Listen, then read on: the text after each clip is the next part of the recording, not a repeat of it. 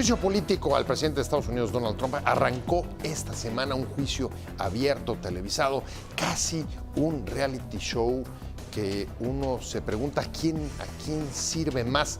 ¿Va a ser a los demócratas o va a ser a un presidente en campaña que busca la reelección, como es el caso de Donald Trump? Por lo pronto, lo que parece es que los temores que existían acerca de que el impeachment pudiera contaminar la firma del TMEC, parece que eso no se está produciendo. Incluso la propia líder del Congreso norteamericano, Nancy Pelosi, dijo que es inminente su ratificación.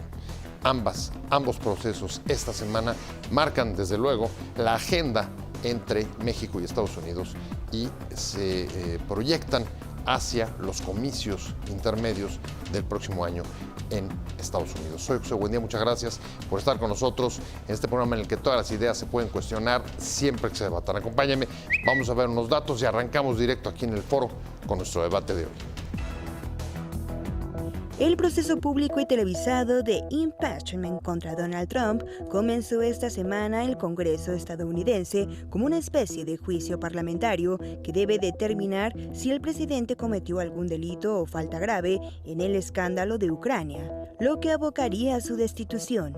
El proceso arrancó con el testimonio del máximo representante de Estados Unidos en Ucrania, el embajador interino William B. Taylor. El diplomático relató durante una sesión de casi 6 horas toda una serie de maniobras de Trump para lograr que el gobierno de Kiev investigase a su rival político Joe Biden. Además, resaltó su involucración personal en la 4ª vez en la historia que Estados Unidos activa un procedimiento de impeachment, que nunca ha salido adelante, y de la última contra Bill Clinton ha pasado 20 años. Por lo pronto, el juicio no parece haber contaminado la ratificación del TMEC con Canadá y México, ya que según Nancy Pelosi, su firma es inminente. Posturas. 1. El embajador William B. Taylor sostuvo que escuchó directamente que las ayudas militares eran moneda de cambio en una conversación del 1 de septiembre con Tim Morrison, asesor del Consejo de Seguridad Nacional, que dimitió el pasado septiembre. 2. El republicano Devin Nunes defendió al presidente Trump cuestionando la imparcialidad de los testigos y recalcando que la información de Taylor no venía de primera mano, sino elaborada a raíz del relato de otros. 3. La presidenta de la Cámara de Representantes estadounidense, Nancy Pelosi, comentó que las negociaciones TMEC han registrado avances, por lo que es inminente una resolución entre la administración de Donald Trump y los legisladores demócratas. Arrancamos con opiniones encontradas viernes ya, y esta semana está marcada en el plano internacional por el inicio del juicio político a Donald Trump en el Congreso estadounidense, al menos el arranque, un arranque que ha sido casi un show mediático abierto y televisado y, por supuesto, siempre sirviendo como un enorme escaparate al presidente de Estados Unidos, ya ahora en campaña hacia su reelección, aunque también se señala que este juicio, que difícilmente va a poder prosperar en el Senado norteamericano, donde se decidiría si procede o no, también es parte de las estrategias electorales del Partido Demócrata. Vamos a tratar de entender, porque en medio de todo esto está la firma del TMEC, uno de los asuntos que más afectan el futuro económico del país y que afortunadamente parece que no fue contaminado. Me da mucho gusto que esté con nosotros un especialista sobre asuntos de la relación México-Estados Unidos, Eduardo Roldán, embajador. ¿Cómo estás? Como siempre, un placer, además con nuevo libro, Un mundo convulso, y vaya que lo es. ¿Cómo estás? Mucho gusto, Pepe, nuevamente estar aquí con tu teleaudiencia. Te agradezco mucho. Y Eduardo Rosales, ¿cómo estás, Eduardo? Pepe. Bueno, Un placer también que estés con nosotros, profesor investigador de la UNAM y además especialista en estos asuntos. Y además también de Coparmex, ¿no? También estás en Relaciones Internacionales de Coparmex. No. Allá Solamente la UNAM. Solo en la Facultad de Estudios Superiores Zacatán, en el posgrado en Ciencias Políticas y Sociales. Voy a abrir contigo, embajador. Un juicio abierto, televisado. Ha subido sobre todo, creo que las ventas de todos los bares alrededor de la Casa Blanca, donde han puesto televisiones, como hace 20 años cuando fue el juicio político a Bill Clinton. Pero me gustaría empezar con la pregunta, ¿a quién crees que está beneficiando este proceso? Bueno, indudablemente que al Partido Demócrata, porque está utilizando esto en un año electoral y estaban esperando precisamente un error y creo que lo cometió Trump. ¿Cuál? Pero el error precisamente de Ucrania. El error de vincular la ayuda, la posible ayuda en materia de seguridad al gobierno de Ucrania a cambio de pedirle un favor de que investigara todas las empresas del hijo de Biden. Es claro, pues, que estaba vinculada, y de ese se le acusa, de que estaba permitiendo la intromisión de un país extranjero en el proceso electoral de las elecciones del año próximo. A ver, un error, pero yo te preguntaría, Eduardo, un error que en todo caso todavía va a ser necesario probar y no va a ser tan fácil probar. ¿Esto sirve también a Donald Trump o coincides con que el principal beneficiado son los demócratas que por fin logran tener, si te leo, una ofensiva frente a un presidente con el que habían sido más bien reactivos y siempre habían estado a la saga? ¿Tú qué opinas? Mira, mi Pepe, aquí hay una cuestión que hay que destacar. Trump acumula más de 20 acusaciones, ¿sí? Así, de que van desde el Russia Gate, que fue el inicial, pasando por sus escándalos sexuales, pasando también por se ha beneficiado precisamente del puesto económicamente, hasta llegar ahora a lo que le podemos decir el Ucrania Gate. Entonces es un individuo buleador, bravucón, que está acostumbrado a este tipo de situaciones, pero que además ha sabido capitalizar, ¿sí? O sea, esta ver, situación. ¿Tú pensarías que también está beneficiando este show televisado al presidente Trump? Sí, claro. No solo es un hombre de medios, o a es un los dos, showman. a los dos. Es un arma de dos filos. Está haciendo parte, digamos, de la campaña, de Sí, claro, la escenografía y de las estrategias la de ambos. pirotecnia, de las estridencias, de las cámaras, de los micrófonos. Y aquí una cosa, y es a lo que le está apostando finalmente Donald Trump.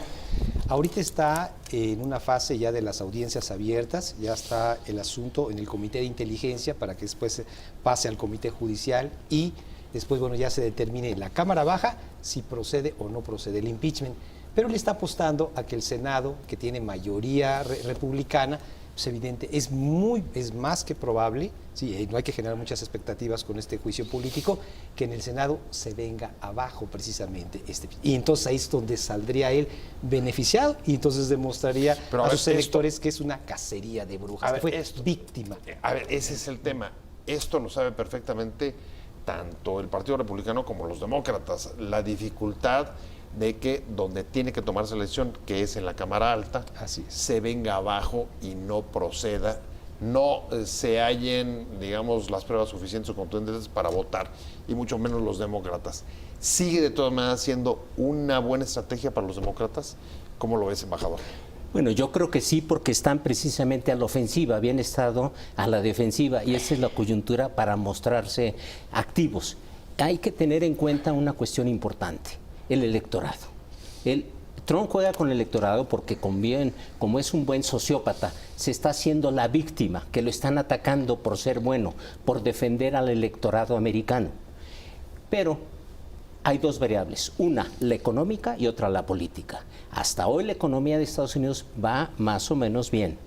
O sea, tienen un PIB per cápita de más de 53 mil millones de dólares. El desempleo ha ido a la baja, entre otras cuestiones, pero si se descompone la economía, entonces el electorado vota con el estómago, no vota con el corazón. Y a eso, aunque se requieren en el Senado 67 votos para que sea el impeachment, solamente le faltarían 21 votos a los demócratas para obtener esa mayoría. Ahorita todo es plausible, ahorita estamos iniciando la trama, es una trama y un drama, y las dos partes van a estar jugando. Cuarto proceso o juicio político en la historia del Congreso de Estados Unidos. Efectivamente. De los cuales no ha salido ni uno. Ninguno ha llegado a su término. Han renunciado antes, se han ido. ¿Va a ser un proceso semejante? No, en el caso... O no va a llegar ni siquiera, digamos, a la apertura o a los niveles del proceso como los que alcanzaron. Pienso en Bill Clinton hace 20 años. Esta semana empezó el juicio político al presidente Trump allá en Estados Unidos por el caso de Ucrania. Y antes de irnos al corte, decíamos, embajador, no ha habido en estos cuatro casos de impeachment en el Congreso de Estados Unidos, ninguno ha logrado proceder. Todos se han caído. O los presidentes o los afectados renunciaron antes. Este va a ser el mismo caso y tú decías no. Bueno, en particular precisamente el de Nixon sí iba a proceder, como sabían que iba a obtener la mayoría para el impeachment, él decidió renunciar antes. Claro, por eso. Sabiamente. Pero en el caso de Clinton no se obtuvo la mayoría para continuar con el impeachment. Esa es la gran diferencia. Aquí, bueno, yo también decía el elemento económico. Ahora me gustaría retomar el elemento político. La coyuntura actual se está poniendo frente a las cuerdas a Trump, porque la Suprema Corte ahorita ya tomó el caso de él por evasión de impuestos y porque no está haciendo pública su declaración. Sí. ¿Y por qué no quiere Pero ganó hacer un amparo, público? ¿no?, sobre eso. Sí, pero no, ya lo retomó la Suprema Corte y lo va a llevar al Pleno. Aunque son muy favorables los jueces, sí. Eso es increíble, sí. Pero ya lo va a tomar. Ahora, eso no se vincula con el proceso actual. No, pero lo pone sobre las cuerdas, o sea, lo debilita también frente a la opinión pública. ¿Por qué no quiere ser pública sus impuestos? Porque todo el mundo indica, y todos los grandes analistas, de que quiere evadir esa responsabilidad en virtud de que no es tan rico como él dice y que no ha pagado los impuestos que corresponden. O sea, eso pierde legitimidad también frente al electorado, que los americanos lo toman muy en cuenta. La otra cuestión es en esta coyuntura, precisamente, Pepe, el día de hoy, el Roger Stone fue imputado y fue ya juzgado y encontrado culpable de un caso que podría vincularse en un momento determinado como antecedente de que se le encontró a Roger Stone, que fue el coordinador de la campaña política de Trump, donde se vinculó y ya se comprobó que filtró unos correos electrónicos que habían hecho por los hackers rusos. O sea, ya está comprobado. Y también se vinculó mucho con Cambridge Analytica, cuando se manipuló a toda la opinión pública. El otro hecho muy importante son las declaraciones de hoy y de ayer de dos diplomáticos fundamentales en esta trama, en este drama, que es la embajadora Jovanovich y también William Taylor. Donde el embajador en Ucrania. Embajadores en Ucrania, y donde se comprobó que sí fueron presionados para que se actuara en favor de la posición política de Trump y que obligaran a Zelensky, el actual presidente de Ucrania, a que se intercambiara ese favor, lo que ellos llaman quid pro quo, un beneficio económico a cambio de un beneficio político. ¿Qué es el quid? Es la litis de lo que se le está acusando a Trump. Además del juicio que llevan a cabo en la Suprema Corte por las distintas acusaciones, un juez, Eduardo, que seguramente está siguiendo de cerca, bueno, viéndolo en la televisión, es la opinión pública norteamericana, y ahí sí no me queda tan claro. Tú mencionabas hace un momento el tema de las encuestas. ¿Cuál es la percepción a los ojos de la sociedad norteamericana? ¿Es una víctima o todo lo contrario? ¿Está perdiendo legitimidad y finalmente perdiendo puntos hacia la reelección? Fíjate que si hacemos un corte de caja hasta el momento, a mí me parece que no está perdiendo Trump soporte, apoyo dentro de su base dura, todos los blancos, anglosajones y protestantes. Finalmente Trump prácticamente les ha cumplido en todo. Todas las promesas de campaña, desde aquellas del famoso transatlántico, el tratado transpacífico, salirse de los acuerdos de París, disminuir los impuestos, y hasta ahora con la construcción del muro, muros virtuales también en los que participó México para contener estas caravanas migratorias. Sí. En fin, me parece que Trump les ha cumplido. Ahora, aquí hay un elemento muy importante, económicamente, ¿sí? Estados Unidos está, digamos que, manifiesta buenos indicadores, Hoy que eso hay es por muy ahí un importante. mal dato. O sea, algún mal dato, pero digamos, es caída de coyuntural. la producción. Exactamente, pero y además él teme que pueda haber una recesión, pero hoy por hoy, y es a lo que le está apostando, es precisamente a que ha dado resultados. Déjame te comento 3 tipos de encuestas. Unas que son los sondeos, ¿no? Como lo que hacen Gallup o lo que hizo recientemente CNN, en el que dice que 60% de los estadounidenses están en contra de la relación. Altísimo. Ese es uno. Otro. Okay, está en Sí, ahora, pero las redes, ¿qué nos Ajá. dicen las redes? Están a favor de Trump. ¿Y qué nos dicen, por ejemplo, aquellas encuestas que se sustentan en datos económicos?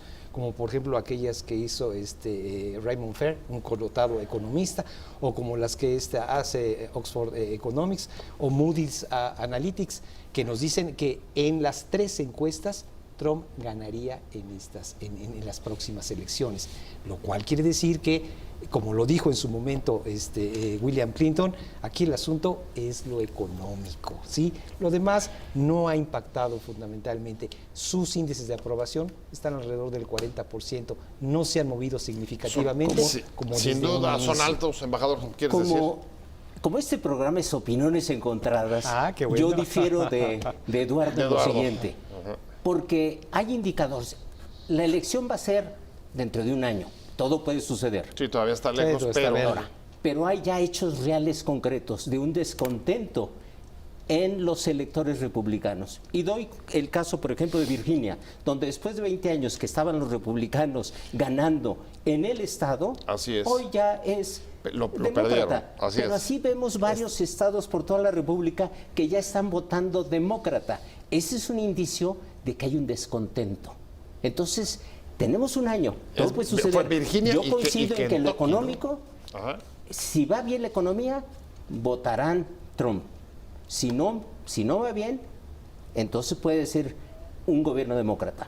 Pero, independientemente que se reelija, como pasó en el caso de Nixon, el juicio podría seguirse en las 2 cámaras. Y hay que tomar en cuenta que 1/3 del Senado va a cambiarse y que se va a cambiar toda la Cámara de Representantes, donde yo creo que puede prevalecer los demócratas. Le están jugando a recuperar la mayoría calificada en el Senado los demócratas. Y a eso están jugando. Van a poner, como decimos en México, toda la carne al asador. Claro, pero estamos hablando, digamos, ya hasta después del proceso electoral. Exactamente. Hoy por hoy, lo que también está sobre la mesa es, parecer, otro de los instrumentos importantes que han jugado en esta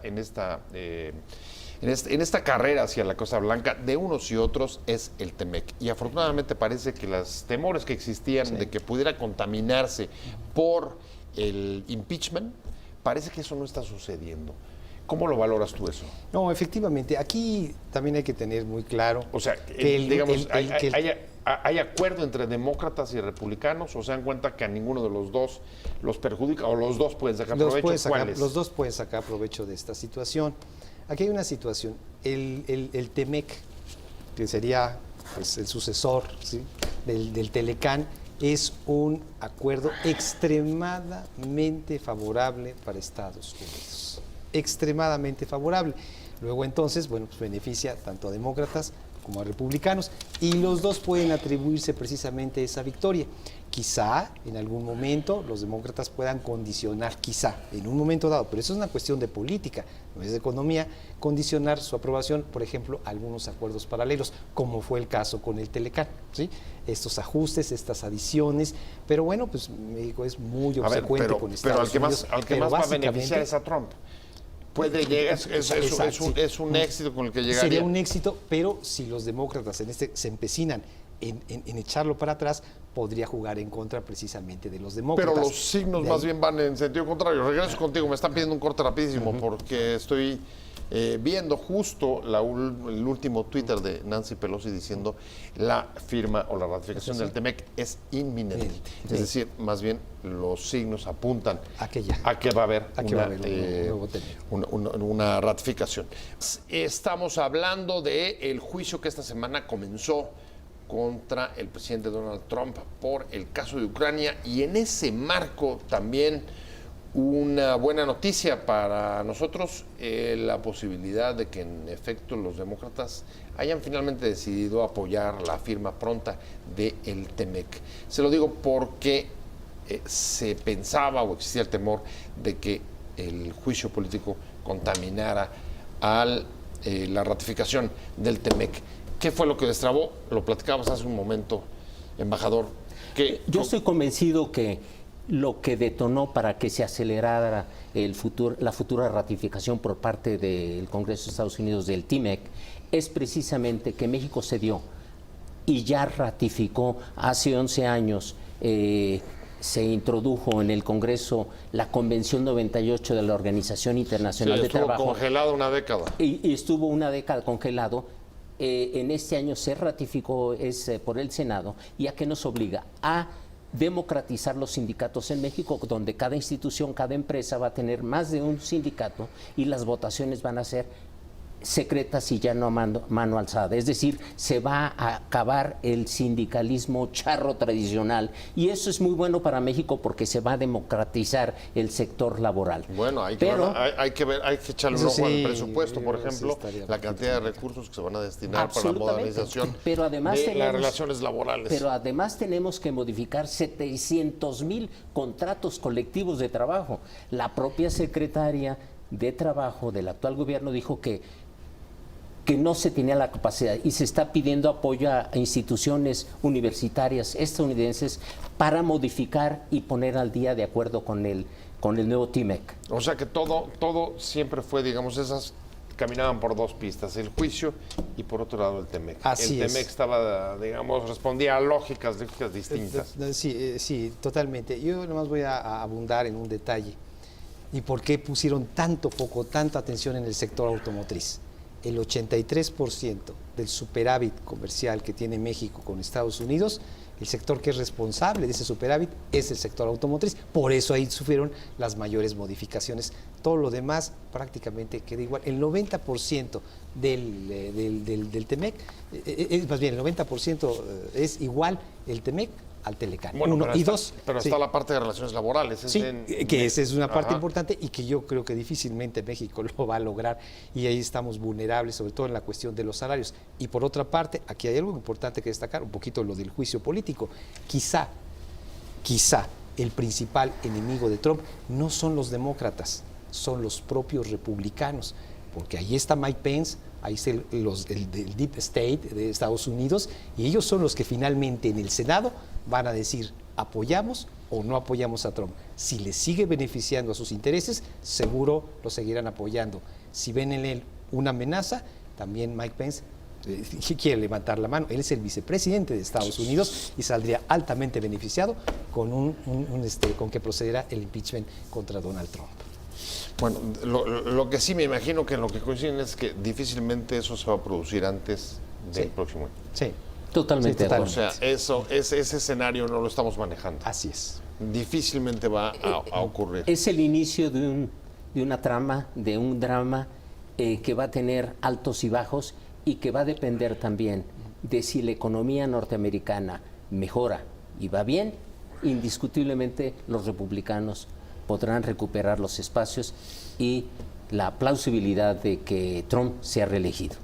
Independientemente que, aunque fuera reelegido, como en el caso Nixon, pudiera continuar el juicio político. Ahora déjenme regresar al punto de TEMEC. ¿Creen en efecto que, como dijo Nancy Pelosi, pueda cumplirse la expectativa de que esté en 2 semanas? ¿Firmado? ¿Ratificado? Si no, ¿por qué? Yo pienso que sí es viable esta situación, hasta por los tiempos políticos, que aquí sí se empalman con el impeachment, con el probable juicio político. ¿Por qué? Porque si el TEMEC no es aprobado en este par de semanas, como bien lo señalas, estimado Pepe, después creo que ya sería muy improbable. ¿Por qué? Porque viene toda la cuestión de las elecciones, ¿sí? Viene toda esta situación y desde luego lo del potencial juicio político contra Trump, y eso absorbería tiempo. Yo no creo que haya muchos legisladores ya interesados en el TEMEC una vez que estos dos elementos, elecciones, el proceso electoral y el juicio político de Pero- Trump pero fíjate, estén avanzando. Entonces tendría que salir o sea, lo más rápido posible. Adelante. Sí, Nancy Pelosi es la presidenta de la Cámara de Representantes. Ella no se atrevería a decir algo que no va a cumplir. Exacto. Y Ese- como ese van a es el entrar en punto. receso las dos cámaras ya en este mes de diciembre, yo creo que está dando un hint para decir al electorado, nosotros no estamos contra esto. Y vamos a beneficiar a ustedes porque el TMEC le beneficia a Estados Unidos y políticamente está actuando. Yo creo que sí es creíble que sí lo aprueben en este par de semanas. O sea, tú sí mantienes. Pero el si te Parlamento- dijeran cuál es tu apuesta y tus escenarios, te moverías. Pero el Parlamento con la canadiense posibilidad. todavía no ha hablado, ¿eh? O sea, tenemos, para que entre en vigor, deben ser las tres partes. Entonces falta también Canadá. Hace falta también Canadá, sin embargo, ahí No, no sé creo cómo que lo vean haya, no ustedes. creo que haya mucho problema. Incluso ya Nancy Pelosi, los demócratas, ya tienen negociaciones, acercamientos muy serios ya con el gobierno, ahora ya reelecto finalmente y todo. Así es que no creo que Pero haya más hasta problema. el año que viene Pero, en Canadá. Exactamente. Hasta el año pero que hasta viene. el año Déjenme, por seguir con nosotros, estamos hablando del juicio político que esta semana empezó en Estados Unidos, en el Congreso de Estados Unidos contra el presidente Trump, un juicio que ha levantado expectativas como otros, recordamos el de Clinton hace 20 años, y en ese sentido un juicio seguido casi como un reality show televisado, abierto, y en el que esta semana se han escuchado críticas y acusaciones muy fuertes, sobre todo de los representantes diplomáticos de Estados Unidos en Ucrania, en la que aseguran que en efecto el presidente trató de presionar a Kiev para,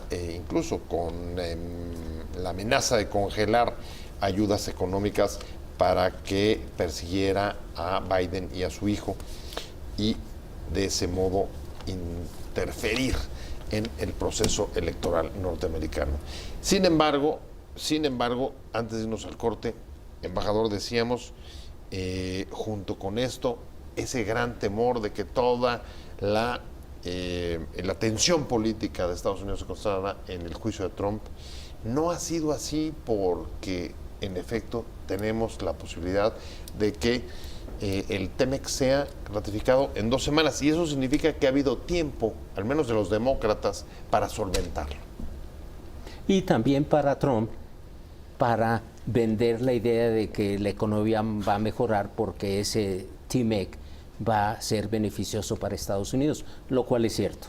Sobre todo el sector automotriz va a ser muy benéfico para en copyrights, en telecomunicaciones, en genéricos, entre otras cuestiones, En laboratorios, cuestiones así de es. laboratorios y medioambientales, va a ser benéfico a Estados Unidos. Eso tenemos que tenerlo muy claro y fue bien hecha la jugada por parte de Estados Unidos. Habría que reconocer también dentro de esta jugada la carta que le envió el presidente López Obrador a los legisladores demócratas, ofreciendo compromisos concretos sobre el tema que les preocupaba, el tema laboral. ¿Tú cómo lo ves? No, aquí yo pienso que no es un elemento determinante. Francamente, Estados Unidos impuso sus condiciones como lo ha venido haciendo en otros temas.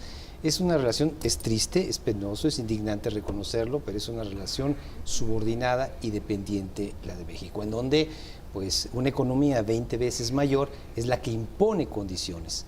El TMEC es eso, el reflejo de esa profunda asimetría económica, sobre todo, y además que tiene más de 100 años. Yo nada más doy un dato.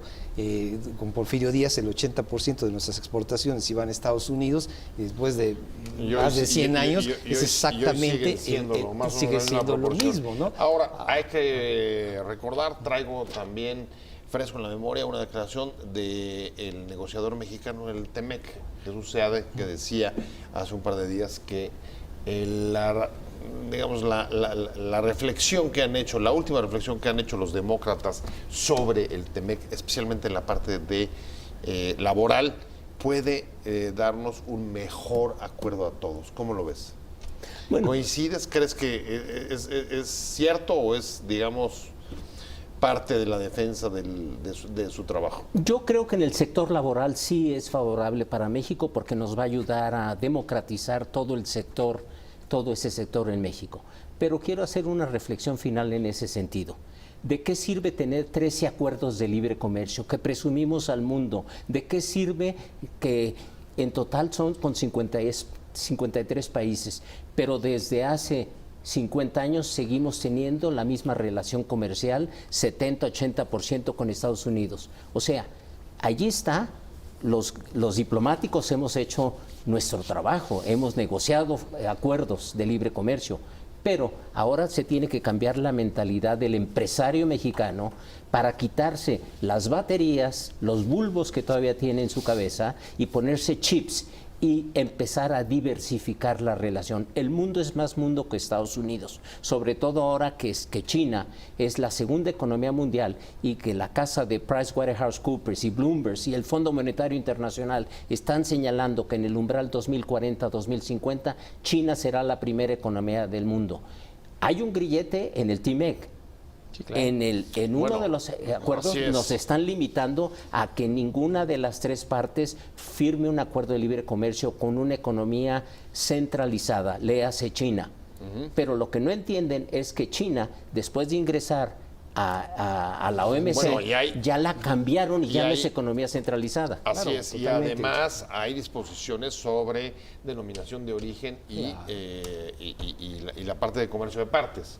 Sí. Y ahí también, digamos, es un bloque económico, el de América del Norte, que se cierra respecto al exterior. Sí, dudo que se modifique la proporción que reclamabas de exportaciones a Estados Unidos. Exactamente. Pero por lo pronto, ¿era necesario para México avanzar en este paso? Sí, porque si no, no se podían seguir continuar los proyectos que tiene la nueva administración.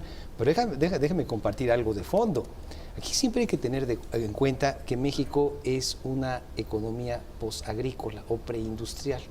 Es una economía maquiladora, mientras que Estados Unidos ya es una economía postindustrial que ha desarrollado incluso áreas de la economía del conocimiento. ¿Sí? Esta es asimetría, y ahí está. Ahora, otra cosa, no hay que generar demasiadas expectativas. ¿Por qué? Porque todo el superávit comercial que registra México con el Telecán o ahora con el TEMEC es exactamente el déficit comercial que tenemos con China, que es el nuevo centro de gravedad del mundo.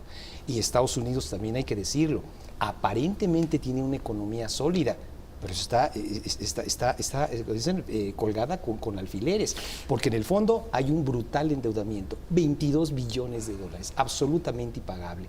Hay una concentración de la riqueza brutal, hay un empobrecimiento y hay un déficit comercial mensual que rebasa los 50,000 millones de dólares. ¿Qué economía el mundo va a aguantar eso por un tiempo prolongado? Entonces hay que tener también eso en el escenario. Estados Unidos es un gigante con pies de papel. Además, el TMEC nos da certidumbre. Adelante.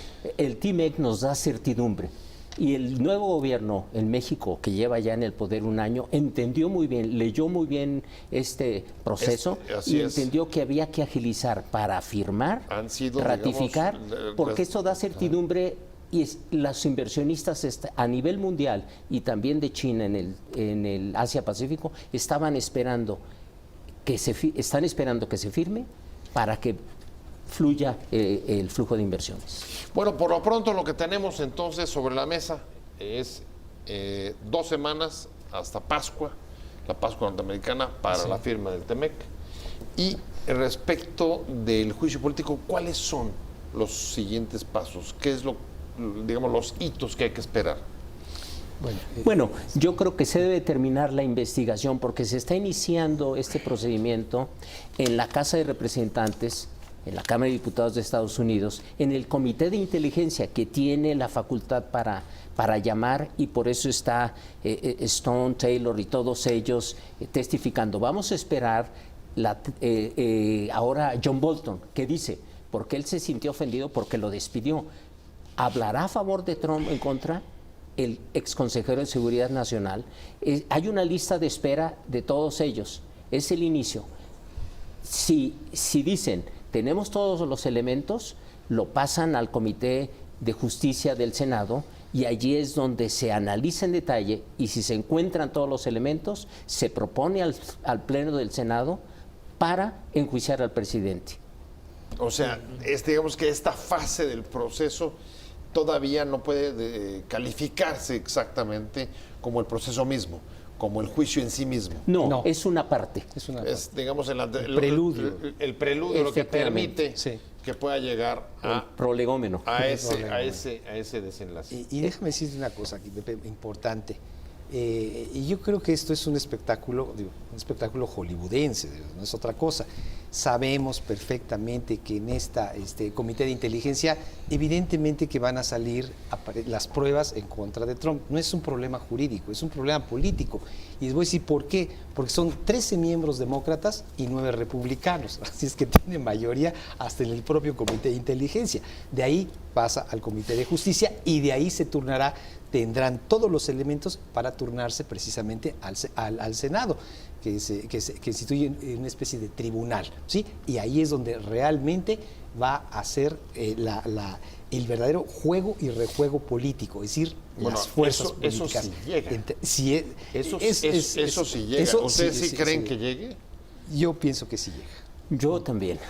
Yo también. Yo pienso que sí. ¿Que sí? Y deseo que llegue. Que llegaría hasta ese punto. Le beneficiaría a Estados Unidos y al mundo. Uno lee declaraciones como uno de los integrantes republicanos en ese comité de inteligencia, el diputado, David Nunes, que decía: la información de Taylor no es de primera mano, fue de oídas. Y es hasta ahora el testimonio Pero la más de fuerte y Jovanovich contundente sí es de hasta primera hoy. mano, porque a ella le dieron la instrucción y por eso Trump la despidió. Sí, Entonces, en ese caso, por ejemplo, el embajador Sondland, que fue en Bruselas, él es un empresario que le dijo a esta embajadora, Jovanovich: usted tiene que cumplir la instrucción.